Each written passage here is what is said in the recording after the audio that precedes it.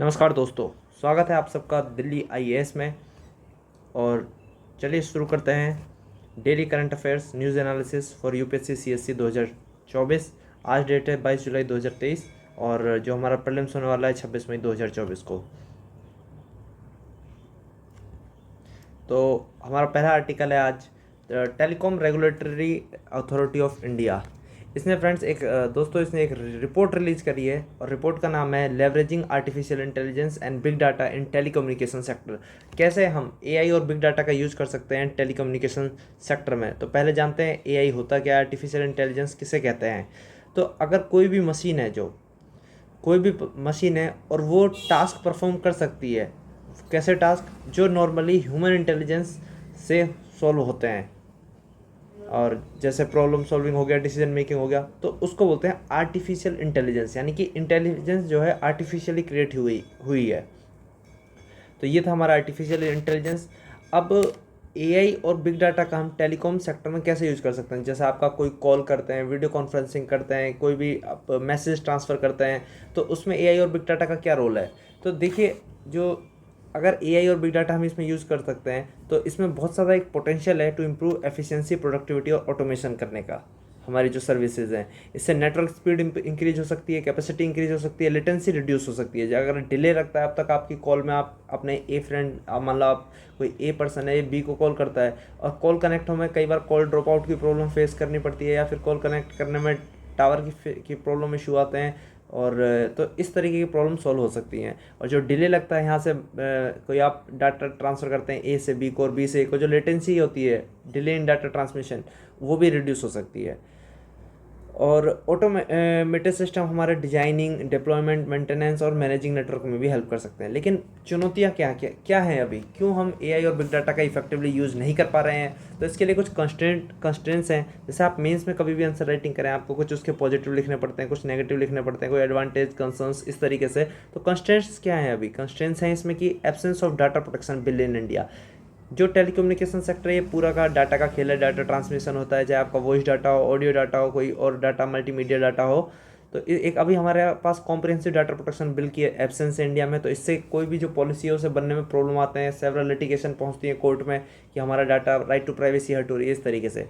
Limited AI expertise है अभी हमारे पास। सेकंड पॉइंट हमारा हो जाएगा एआई एक्सपर्टीज़, जो अभी हमारे पास जो फॉरेन कंट्रीज़ हैं या एमएनसीज है, लाइक मेटा है, गूगल है, इनका डोमिनेशन ज़्यादा है। तो लैक ऑफ टेक्नोलॉजी आप कह सकते हैं।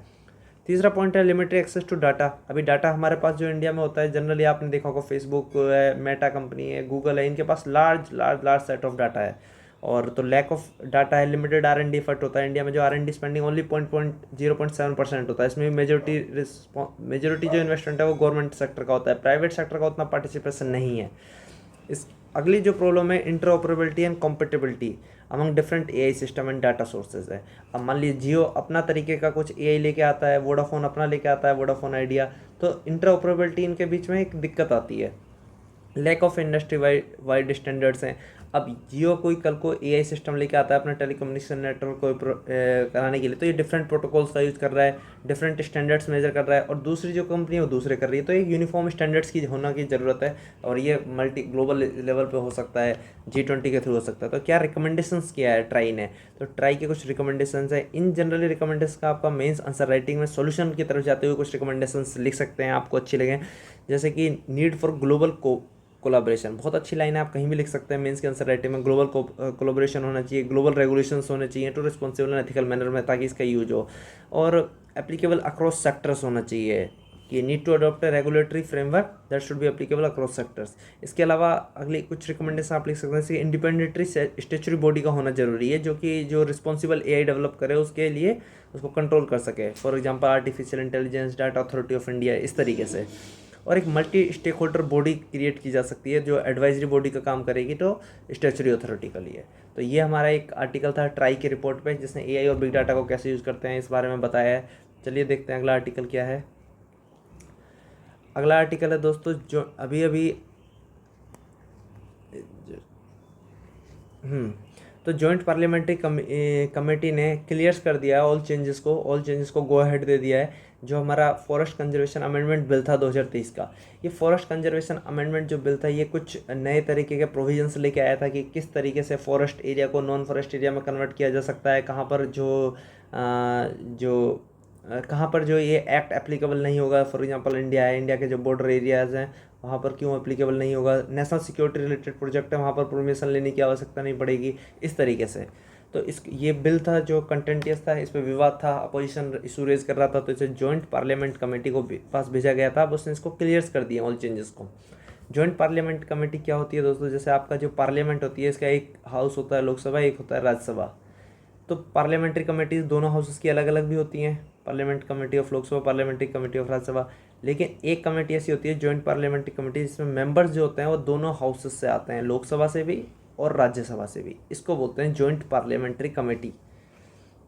जैसे कोई बिल होता है, इस पर अपोजिशन डिमांड करता है कि इस पर और स्क्रूटनी की आवश्यकता है, उसकी और समीक्षा करने की आवश्यकता है, तो एक डिमांड करते हैं कि जॉइंट पार्लियामेंट्री कमेटी हो। जैसे आपने देखा होगा अभी जो अडानी का केस हुआ था उसमें भी डिमांड चली थी कि एक जेपीसी से उसकी इन्वेस्टिगेशन कराई जाए पूरे इशू की, पर गवर्नमेंट ने इसको गो अहेड नहीं दिया, कोई परमिशन नहीं दी जेपीसी को। तो ये वो बिल है जिसको जेपीसी ने क्लियर कर दिया है। इसमें अब देखते हैं हाईलाइट्स ऑफ द बिल क्या है, क्या बिल के हाईलाइट्स हैं। तो फॉरेस्ट कंजर्वेशन एक्ट 1980 है जो, तो वो अब वो सर्टेन टाइप ऑफ लैंड पे एप्लीकेबल होगा। लैंड कौन कौन सी लैंड पे ही एप्लीकेबल होगा फॉरेस्ट कंजर्वेशन एक्ट। देखिए जहाँ आप रहते हैं वो एक आपका रेजिडेंशियल हाउस हो सकता है, या जो आपके खेत हैं, आपकी एग्रीकल्चर प्रॉपर्टी हो सकता है, तो उन पे ये एक्ट लागू नहीं होता है क्योंकि ये फॉरेस्ट के लिए है। और फिर फॉरेस्ट पता कैसे चले फॉरेस्ट क्या है, तो land notify as forest under Indian Forest Act, उसे फॉरेस्ट कहेंगे। और इन गवर्नमेंट रिकॉर्ड, अगर किसी भी गवर्नमेंट रिकॉर्ड में, जैसे लैंड रिकॉर्ड, रेवेन्यू रिकॉर्ड, किसी भी गवर्नमेंट के डिपार्टमेंट में लिख रहा है अगर ये एक फॉरेस्ट है आफ्टर 1980 एक्ट, तो उस पर ये एक्ट जो है लागू होगा। अब इसने एक प्रीएम्बल दिया है, इस जो अमेंडमेंट है उसने एक प्रीएम्बल दिया है इस एक्ट को, और एग्जेम्प्ट कर दिया सर्टेन टाइप ऑफ लैंड को फ्रॉम दिस एक्ट से। पहले फॉरेस्ट कंजर्वेशन एक्ट जो था हर तरह के फॉरेस्ट एरियाज़ पे लागू होता था, लेकिन अब कुछ एरिया हैं जिसको एग्जेम्प्ट कर दिया है, जाके वहाँ डेवलपमेंट किया जा सके, रोड बनाए जा सके, पाइपलाइन लगाई जा सके, पुल बनाए जा सकें, या और अलग तरीके का इंफ्रास्ट्रक्चर, जू वगैरह क्रिएट किया जा सके। तो कौन सी लैंड है जिसको एग्जेम्प्ट कर दिया है, land with in 100 kilometre of India border. मैंने आपको इंडिया का मैप बना कर दिखाया है। तो स्पेशली जो लैंड बॉर्डर है, यहाँ पाकिस्तान है, यहाँ चाइना है, नेपाल है, भूटान है, म्यांमार है, तो 100 किलोमीटर जो एरिया आएगा अपना ये अंदर की तरफ, इस एरिया में एग्जेम्पशंस होगा फॉरेस्ट कंजर्वेशन एक्ट से। और 100 किलोमीटर फ्रॉम इंडिया बॉर्डर, और needed for national security projects, small roads बनाने के लिए, public roads leading to habitation के लिए, allow running zoos, safaris and eco tourism facility. इसके अलावा जो जू है, सफारी और इको टूरिज्म फैसिलिटीज़ हैं उनको भी अलाउड किया जाएगा। जैसे आप कहीं फॉरेस्ट देखने जाते हैं, मान लीजिए आप सरिस्का टाइगर रिजर्व से जाते हैं, तो वहाँ पर आपको क्या मिलेगा, एक सफारी पार्क मिलेगा, आपको एक जीप मिलेगी कि आपको घुमा दें। अब कोई इतने लोग आएंगे वहाँ पर कोई कैफेटेरिया वगैरह भी बनाया जा सकता है, कोई छोटे कोई रोड डेवलप किया जा सकता है, स्मॉल रोड, ताकि पीपल इजीली एक्सेस कर सकें। आर्गूमेंट जेपीसी ने इन फेवर ऑफ अमेंडमेंट के क्या दिए हैं और क्या कंसर्न्स रेज किए थे डिफरेंट स्टेक होल्डर्स ने, जो फॉरेस्ट एक्टिविस्ट हैं या फिर जो अपोजिशन है, उसने क्या आर्गूमेंट दिए थे। तो जेपीसी ने तो दिया कि भाई ये नेसेसरी है national target of net zero emission करने के लिए, क्योंकि इसमें एक अल्टरनेटिव कोई अगर फॉरेस्ट एक्विजिशन होता है तो उसके अल्टरनेट फॉरेस्ट डेवलपमेंट भी करना पड़ेगा। इससे कार्बन सिंक जो हमें क्रिएट करना है 2.5 से 3 बिलियन टन का CO2 इक्वलेंट बाय 2030, उसको अचीव करने में हेल्प मिलेगी। और कंट्रीज़ का ऑब्जेक्टिव है जो increase forest and tree cover, उसमें हेल्प मिलेगी। लेकिन अपोजिशन या जो वेरियस स्टेक होल्डर के कंसर्न थे कि जो न्यू अमेंडमेंट्स हैं, ये जो पुराना एक्ट था फॉरेस्ट कंजर्वेशन एक्ट, उसके ऑब्जेक्टिव्स को ही सबवर्ट करता है, उसको दबा देता है कहीं ना कहीं, और इससे जो डिफॉरेस्टेशन रोकने में मदद नहीं मिलेगी। और जो इससे जो पुराने वाले जो एक्ट था, एग्जिस्टिंग एक्ट के प्रोविजंस को ये अंडू करता है, मतलब उसको नल एंड वॉइड कर देता है एक तरीके से। और privatising large portion of the forest in लिeu of creating plantation. अभी क्या हो सकता है, मान लीजिए कोई प्राइवेट पार्टी हटानी है, इसको एक फॉरेस्ट एरिया में कोई लैंड चाहिए, यहाँ पर अपनी हाउसिंग सोसाइटी है, कुछ भी अलग प्रोजेक्ट है, न्यूक्लियर प्रोजेक्ट है, माइनिंग एरिया डेवलपमेंट करना चाहते हैं, तो गवर्नमेंट इन्हें फॉरेस्ट एरिया में से दे देगी, बट इन्हें अल्टरनेटली क्या करना पड़ेगा, एक प्लांटेशन क्रिएट करनी पड़ेगी फॉरेस्ट एरिया की तरह ही, और वो इसके अल्टरनेट उन्हें डेवलप करके देनी पड़ेगी गवर्नमेंट को। तो इस तरीके के प्रोविजंस हैं डेवलपमेंट की तरफ इसको ले जाने के लिए। और अब चलते हैं अगले आर्टिकल की तरफ। अगला आर्टिकल है ministry of corporate affairs exempt regional rural bank from competition Commission of India's merger controller regime. तो क्या है मर्जर कंट्रोलर रिजीम सीसीआई की? सीसीआई होता है कंपटीशन कमीशन ऑफ इंडिया। ये स्टैट्यूटरी बॉडी होती है गवर्नमेंट की, जो जिसका काम है देखना देश में जो कंपटीशन है वो अच्छे से फ्लरिश करे, किसी भी कंपनी प्राइवेट कंपनी की मोनोपोली ना डेवलप हो जाए। तो अब इसकी ये क्या है, ये MCR merger control regime. Merger control regime में मान लीजिए अभी आपने कुछ सालों पहले देखा होगा डिफरेंट बैंक का मर्जर हुआ है, स्टेट बैंक्स के डिफरेंट जो अलग अलग पहले बैंक होते थे, state bank of Patiala, state bank of Bikaner, Jaipur, state bank of India, सबका मर्जर हुआ था। अब मान लीजिए ये डिफरेंट डिफरेंट एंटिटीज़ हैं, इनका मर्जर होता है तो ये एक यूनिक बिग एंटिटी बन जाएगी। बिग एंटिटी फिर जब कोई भी प्राइवेट सेक्टर में या पब्लिक सेक्टर में क्रिएट होती है तो इसकी चांसेस होते हैं कंपटीशन अब कम हो जाएगा। पहले अल्टरनेट एक दूसरे को कंपटीशन दे रहे थे, अब ये यूनिक एक सिंगल बॉडी बन गई तो कंपटीशन कम हो जाएगा। कंपटीशन कम होगा तो ये हमेशा जहाँ कंपटीशन कम होता है वो अगेंस्ट रहता है पब्लिक के, कंज्यूमर के, सिटीजन के। इससे क्या है मोनोपोली होने के चांस ज़्यादा बढ़ जाते हैं, अल्टरनेटिव ऑप्शंस नहीं मिलते कस्टमर्स को। तो इस मर्जर को कंट्रोल करता है कंपटीशन कमीशन ऑफ इंडिया। अब दिक्कत क्या है, गवर्नमेंट समय समय पे ये जो रीजनल रूरल बैंक हैं, जैसे हरियाणा में होता है सर्व हरियाणा ग्रामीण बैंक, तो इस तरह की डिफरेंट स्टेट में ग्रामीण बैंक चलते हैं। तो government in regional rural bank को एक डिफरेंट स्टेट्स के और एक स्टेट्स के उन्हें मर्ज कर रही है ताकि उनकी जो एफिशिएंसी इंक्रीज की जा सके, उनका जो लॉस मेकिंग उसे रिड्यूस करके प्रॉफिट मेकिंग एंटिटी में कन्वर्ट करा जा सके। अब जैसे ही मर्जर होगा तो सीसीआई का रोल भी आएगा, तो इससे क्या हो जाएगा, बहुत कॉम्प्लेक्स रेगुलेशंस और जो एक बहुत ही स्लो डेवलपमेंट हो पाएगा इनके मर्जर में। तो इसके लिए अब MCA ने एग्जेम्प्ट कर दिया है रीजनल रूरल बैंक को।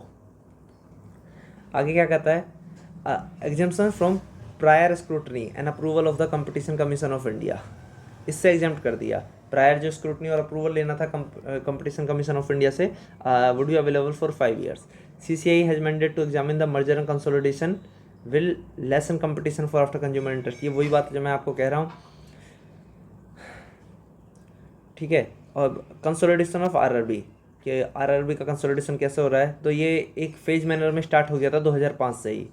196 पहले रीजनल रूरल बैंक होते थे और अब उनका कंसोलिडेशन करके 43 तक पहुंच गया। 2021 में 43 रीजनल रूरल बैंक है। इंपॉर्टेंस क्यों जरूरी है इनके कंसोलिडेशन करने के लिए, इससे क्या होता है स्ट्रेंथन। अब कोई भी मान लो डिफरेंट एंटिटी अलग अलग ऐसे ऐसे काम कर रही हैं, अब ये कंबाइन हो जाए तो क्या हो जाएगा, strengthen the banking sector, minimise overhead expenses.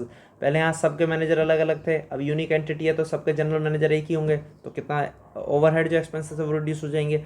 Optimise use of technology, पहले ये डिफरेंट टेक्नोलॉजी पर काम कर रहा है, इसके पास कम टेक्नोलॉजी, इसके पास थोड़ी हाई है, अब ये ऑप्टिमाइज यूज ऑफ टेक्नोलॉजी हो जाएगा। और capital base and area of operation, इनका कैपिटल सबके पास पहले 30 करोड़ 50 करोड़ 100 करोड़ थे, अब सबके पास combine 1000 crore. Capital base increase हो जाएगा, एरिया ऑफ ऑपरेशन बढ़ जाएगा। पहले सब ये लिमिटेड एरिया में काम कर रहे थे, अब इनका एरिया ऑफ ऑपरेशन ह्यूज हो जाएगा। मान लिया कस्टमर ABC ये सब अलग अलग लोकेशन पे अलग अलग बैंक हैं, अब कोई कस्टमर यहाँ पर है इस बैंक का, समाओ ये माइग्रेंट होकर यहाँ पहुँच जाता है, अब इसको दोबारा अकाउंट खोलना, दोबारा प्रॉब्लम में, दोबारा दिक्कतें। अगर इन सब का मर्जर हो जाएगा तो ये इजीली अपना अकाउंट ट्रांसफ़र करके अपने सारे वर्क यहाँ से कर सकता है। रीजनल रूरल बैंक इस्टेब्लिश हुए थे 1975 में, रिकमेंडेशन हुई थी नरसिम्हा वर्किंग ग्रुप। ये नरसिम्हा वर्किंग ग्रुप, इसकी रिकमेंडेशन आपको एक माइंड में आइडिया होना चाहिए, कई बार प्रीलिम्स में भी हेल्प करता है, मेंस में भी, कि रीजनल रूरल बैंक है जो 1975 में नरसिम्हा वर्किंग ग्रुप की रिकमेंडेशन में आए थे। प्रीलिम्स में कई बार मैच द फॉलोइंग की ऑप्शन में पूछ लेता है, जैसे नाबार्ड लिख दिया यहाँ पर रीजनल रूरल बैंक लिख दिया, और यहाँ पर इनके जो रिकमेंडेशन ग्रुप था जैसे कि शिवरमन वर्किंग कमेटी, शिवरमन, यहाँ पर नरसिम्हा वर्किंग ग्रुप, इस तरीके की कमेटीज़ के नाम होंगे, और यहाँ पर उनके जो जिससे वो इस्टेब्लिशमेंट हुआ है उस बैंकों के या एंटिटीज़ के नाम होंगे। तो ये आपको हेल्प कर सकता है, इसे आप याद कर सकते हैं। ऑब्जेक्टिव क्या होता है रीजनल रूरल बैंक का, देखिए नाम में ये रीजनल है तो लोकल एरिया में काम करेंगे, रूरल है तो ग्रामीण एरिया में काम करेंगे, बैंक है तो बैंक की एक्टिविटी, डिपॉजिट देना, क्रेडिट देना और आपको डेबिट कार्ड देना, ये सब एरिया में वर्क करेंगे। तो इनका काम है financial inclusion, need of the small and marginal farmer, agriculture labour और weaker section of the society आपके विलेज में।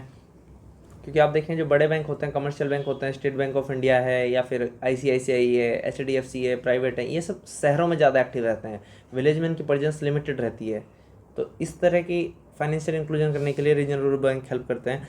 और इसकी जो ओनरशिप होती है रीजनल रूरल बैंक्स की, इसके 50% ओनरशिप होती है सेंट्रल गवर्नमेंट के पास, 35% होती है स्पॉन्सर बैंक के पास। जैसे स्पॉन्सर बैंक मान लो कोई स्पॉन्सर SBI हो सकता है, ICICI हो सकता है, या फिर कोटक महिंद्रा बैंक हो सकता है, और 15% होती है रिस्पेक्टिव स्टेट गवर्नमेंट की। भारत में डिफरेंट स्टेट हैं, तो उनकी जो रिस्पेक्टिव स्टेट गवर्नमेंट है उसके पास रिस्पेक्टिव ओनरशिप होती है।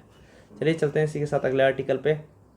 ये आपने जाना हमारा रीजनल रूरल बैंक के बारे में, और मिनिस्ट्री ऑफ कॉर्पोरेट ने इसको एग्जाम्प्ट कर दिया है मर्जर कंट्रोल रिजीम के लिए।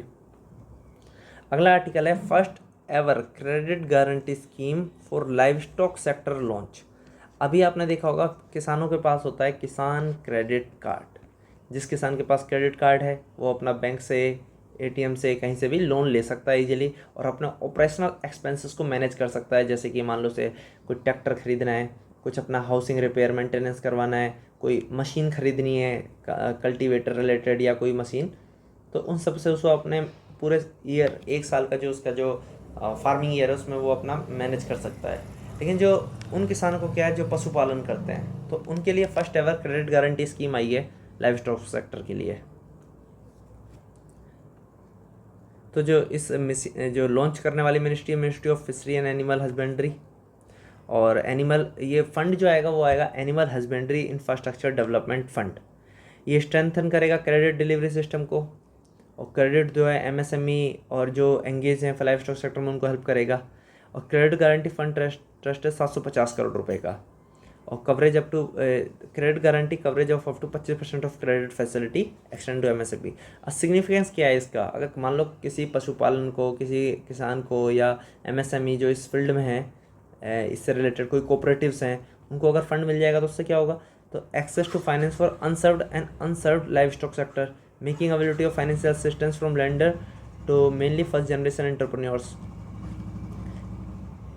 और इसके अलावा सेंटर सेक्टर स्कीम आत्मनिर्भर भारत अभियान के अंदर आती है। की फीचर्स क्या है इसमें, इंटरेस्ट सबवेंशन 3% मिलेगा आपको। मान लीजिए आपने लोन लिया 1 लाख रुपए का, इंटरेस्ट आपको देना है 7%, उस पर मान लीजिए 7% आपको इंटरेस्ट देना है, यानी कि 1 साल का हो गया आपका 7,000। और जब इंटरेस्ट सबवेंशन आपको 3% मिल जाएगा तो 3% से आपका इंटरेस्ट कम हो जाएगा, यानी कि आपको सिर्फ 4% देना पड़ेगा, यानी कि आपको एग्जैक्ट रुपये देने पड़े 4,000, तो ये भी आपको फ़ायदा मिलेगा। Loan up to 90% of the total project cost. और लाइव स्टॉक की पॉपुलेशन, ये आप देखिए डाटा आप मेंस राइटिंग में यूज़ कर सकते हैं। जब भी कोई लाइव स्टॉक से रिलेटेड है, GS3 में डायरेक्ट क्वेश्चन है, लाइव स्टॉक से रिलेटेड सिलेबस है, तो उसमें मेंशन कर सकते हैं कि जो लाइव स्टॉक सेक्टर इंडिया की 4% GDP को कवर करता है, 25% टोटल एग्रीकल्चर GDP का शेयर ये ऑक्यूपाई करता है, और एम्प्लॉयमेंट प्रोवाइड करता है रूरल फैमिलीज़ को, और एक्ट एज इंश्योरेंस करता है। मान लीजिए कोई फार्मर उसके पास क्रॉप लगा दिए, अपने 1 एकड़ का खेत है, उसमें उसने अपने गेहूँ लगा दिए, लेकिन उस साल बारिश नहीं आई, ड्रॉट हो गया, या किसी तरह से इंसेक्ट अटैक हो गया, फ्लड आ गई, तो उससे ये डैमेज हो गई उसकी सारी क्रॉप। अब उससे पूरा साल वो किसके भरोसे चले, आप सोचिए, आपके घर में अगर पापा की सैलरी ना मिले तो घर कैसे चलेगा।